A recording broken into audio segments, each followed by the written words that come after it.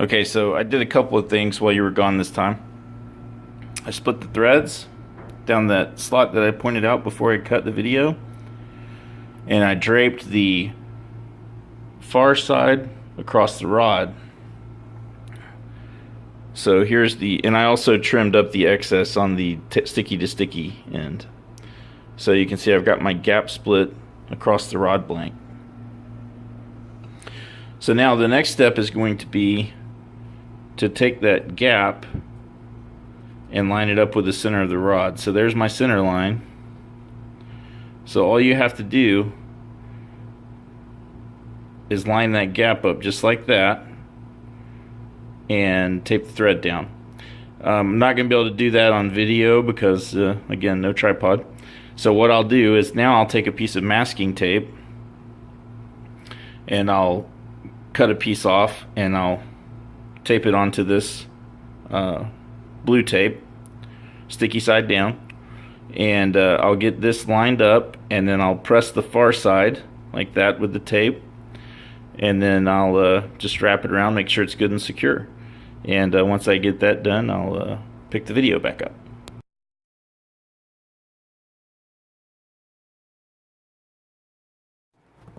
Okay. I'm having trouble getting her to focus here. There we go. So, it's a little hard to see, but I promise you that my pencil mark is right there. And I've secured it. This looks like a mess, but I was actually really close to the foregrip. And since you don't have a sticky side of the blue tape touching the rod, you have to have a little bit of an overlap to touch the blank, or else this will spin on you. And so I realized after I taped it down that it was wanting to be a little spinny, and so I just added this mess of tape here to secure it so that it won't spin on the rod. That can really mess you up whenever you're trying to start your wrap thread, because your wrap thread will be pulling tight on this, and when you're getting it started, and you'll be doing a lot of manipulation trying to get it nice and tight and packed off to start with. And whenever you're doing that, if this isn't well secured, it'll rotate on you and it's no longer at the center of the rod, and you have to untape everything and start over. Not a disaster, but definitely a problem. So I took the first thread, and I've actually already made a mistake here.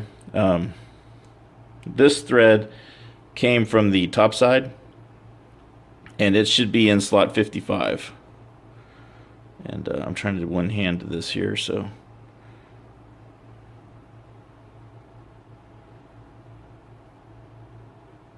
yeah, so I'll secure that a little better, but it should be in 55, because the thread that's closest to me, the one on the inside right at the cut here, the one on this side, will be thread 56.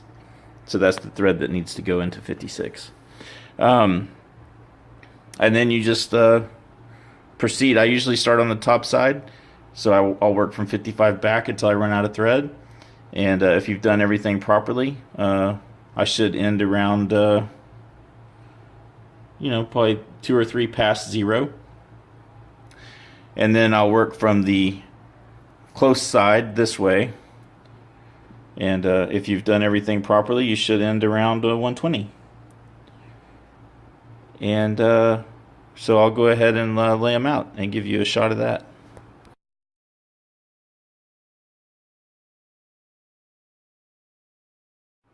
Okay, I thought of something I forgot to mention.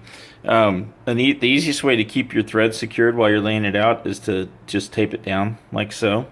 And I didn't really point out exactly how I'm doing this. So I've already placed the first thread from this side. So the second thread that I place will be this one. See, the one closest to me and closest to the split.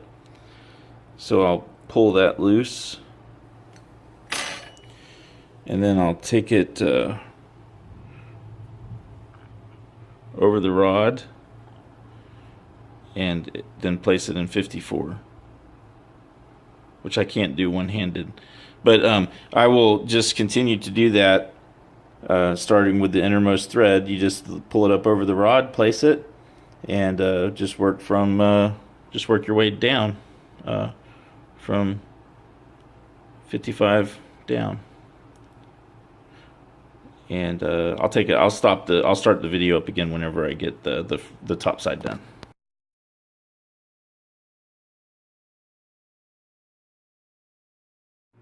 Okay, so I came across a pretty common issue that I wanted to address. So the thread that's laying here is the one that was closest to me. And what I do is whenever I'm picking these threads up, I keep them taut and I watch the left side while I'm lifting the thread. And I don't know how well you can see this on the video, but see there's a thread that's lifting right there. That means that the thread that I have somehow got crossed while I was packing the threads on the board. And so now it is no longer the next thread. So what I'm going to want to do is take that thread that's lifting and move it next, because it'll be the one that's actually the next in order. And so sometimes whenever you're packing the threads with this method, they'll get crossed just because they'll roll over each other. And when that happens, you want to check every thread when you're moving it and make sure that you don't see a lifting. If you do see a lifting, then the thread that lifts is the one that you want to move next, and then place the one that you thought was next behind it.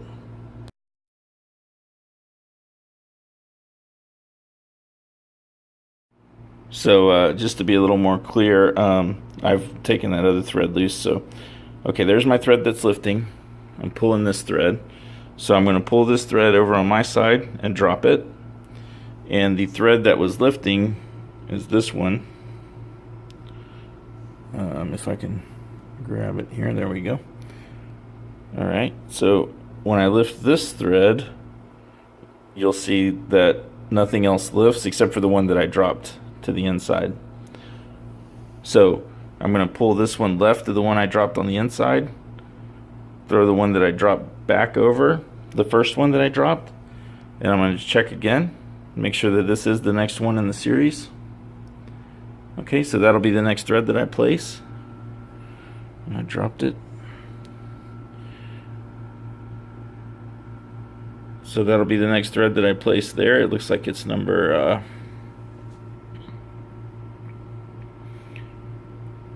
number 48. Okay, so I'll put that one in, and then I'll move the one that was tangled next.